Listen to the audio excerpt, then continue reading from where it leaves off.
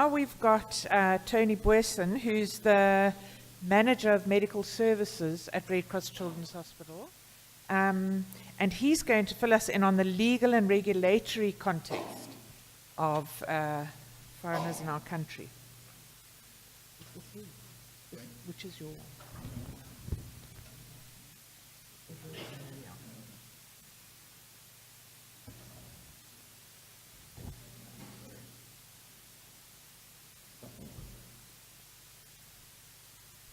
Morning all. Thanks for flashing the 5-minute card when you gave me 3 minutes to speak.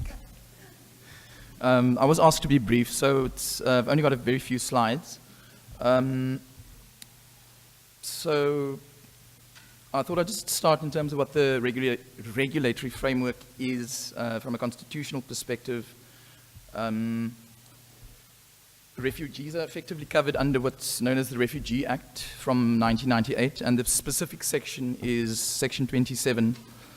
Just as a definition, refugees are people who fear, I think it's just important to understand why, but people who fear persecution within their country of nationality, and therefore fear of protection under the laws of the country, and therefore would ordinarily qualify for refugee status elsewhere, and by definition, extension, they're the children of these people as well.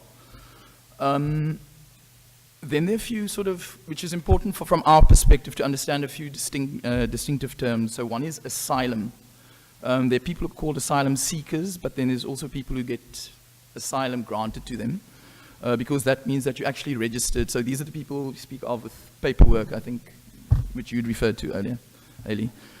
And this is periodically reviewed. I don't know how often, and if the status changes, then the circumstances might change for that person. If no other valid reason exists, then they may be asked to leave. Also, as I've just spoken about, the distinction between an applicant and a permit holder, because applicants, by definition, would almost qualify as what we would call undocumented migrants. So these are people who generally, they may not, for instance, otherwise qualify as refugees. They may have other reasons here, but effectively, you're not really covered from a health perspective if you're an asylum applicant. With regards to health care, the Act does allow that refugees are entitled to the same basic services, and I inverted commas. I think yesterday Laurie mentioned about there's no clear definition of what basic services, what constitutes basic healthcare services. As South African citizens. Then with regards to the right for social security for permanent residents, is the Constitution says that everyone has the right to social assistance where necessary. There was a famous case in 2004 with regards to the distinction between permanent and non-permanent peoples in South Africa, and I'll just read that out, is the exclusion of all non-citizens who are destitute, however, regardless of their immigration status, fails to distinguish between those who have become part of our society and made their homes here and those who have not. And this includes access to public health care. However, there's a blind spot in this with regards to people who I think are unregistered or undocumented migrants. So again, it doesn't seem to give them cover under that sort of thing. Of course, human rights activists would want people to all be treated regardless of their status. So that's the law. Sorry, I didn't do that properly, but anyways, how this is interpreted in the Department of Health, there is no national policy on how this is formally managed. There are just some, there's a policy on patient fees. And how this relates to non-citizens is that they should be full paying with certain exclusions. So one is if you're a permanent resident, you get treated as a citizen would. Or if you have a work permit for some or other reason, that is whether it's temporary or long-term work permit. People in the SADC countries, of which there are 14, they're listed below, I'm not going to name them all, regardless of how they've entered the country, should be treated as citizens.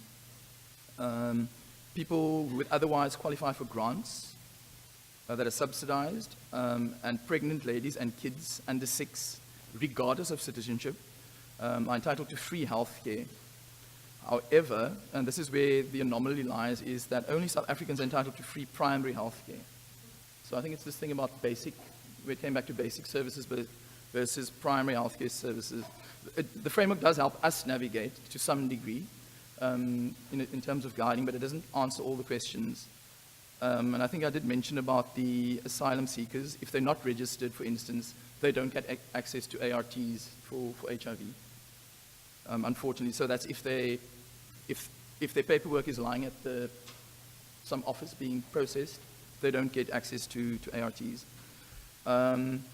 However, there's, from the Department of Health perspective, and the province is non-committal on this, so I've asked far and wide, it takes its guidance from the department. The national department's status is the National Health Act stipulates that all people are entitled to free primary health care.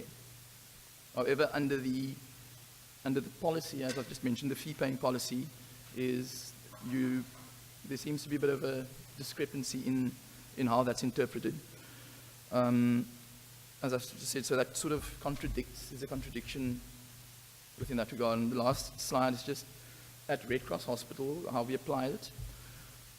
For emergency situations, we just treat all kids regardless. And I think regardless of which facility you attend, is that you're granted access to healthcare, regardless of, as I say, your status.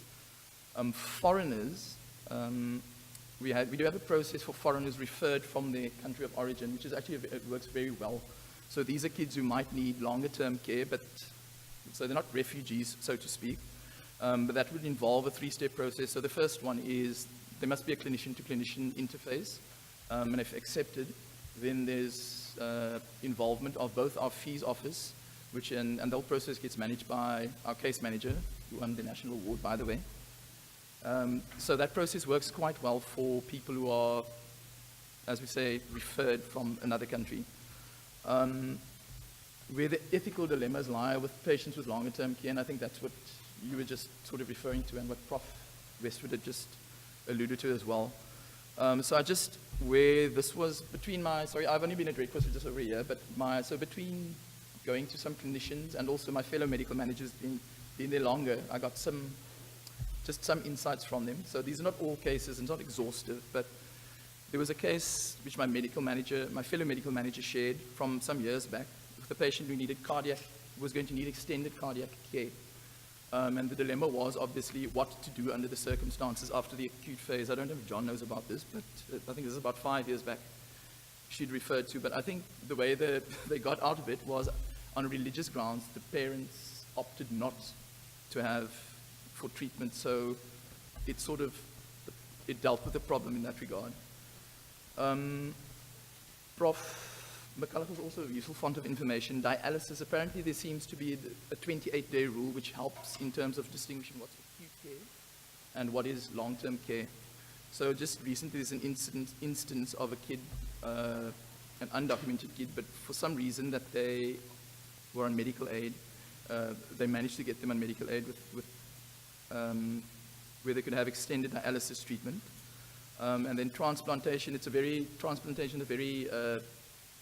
uncertain area, but I think there's a kid in E2 at the moment who's otherwise undocumented. The parents are from, is it Malawi?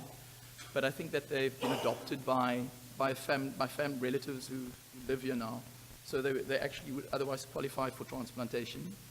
However, there are a lot of ethical considerations in terms of who gets the organ. So Prof. McCulloch is one who could sort of probably spend half an hour talking about that alone.